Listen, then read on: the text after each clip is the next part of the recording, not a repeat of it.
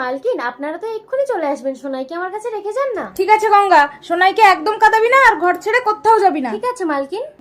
আমার সোনা, আমাকে দুটো ভিক্ষা দেবে? দিচ্ছি, দাঁড়াও। সোনাই, তুমি এখানে একটু শুয়ে থাকো, আমি এক্ষুনি আসছি। এই নাও। ভিখারিটা কোথায় গেল? ও আমার সোনাই কোথায় গেল? আমার সোনাই, আমার সোনাই। তার মানে ভিখারিটা আমার সোনাইকে নিয়ে পালিয়েছে।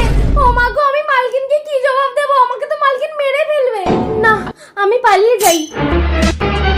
কই আমার সোনাই কই? গঙ্গা, গঙ্গা, গঙ্গা, কি গো? গঙ্গা তো আমার সোনাইকে নিয়ে পালিয়ে গেছে।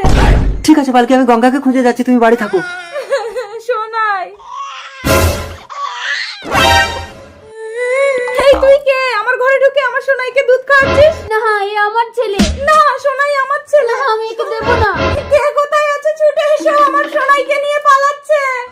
আরে দাঁড়াও দাঁড়াও দাঁড়াও, কি হয়েছে?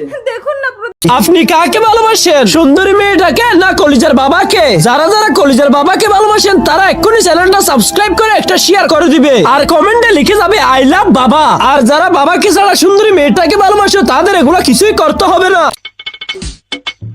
প্রধান সাহেব, তার মানে পরিষ্কার এই বাচ্চা। না প্রধান সাহেব, এ আমার ছেলে। কি করে?